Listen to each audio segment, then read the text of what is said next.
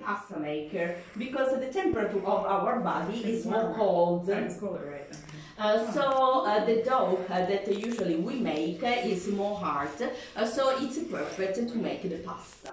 Okay, when you have the soft dough like air, you can use to make and to use your hands like 2 tablespoons. So you can start to add the flour in the middle, and you can start to mix everything. Can I start to mix? Yes, you can try to start. You can do, yeah. You showing us all up? Now we are making a bowl. Fred, get this on film now, Fred. Yes. So then I will send to you, because now you have everybody ingredients inside the dough, so you cannot Yeah, we can't take pictures on our own. Okay, now you must mix in this way. Because we need to make a bowl with our dough.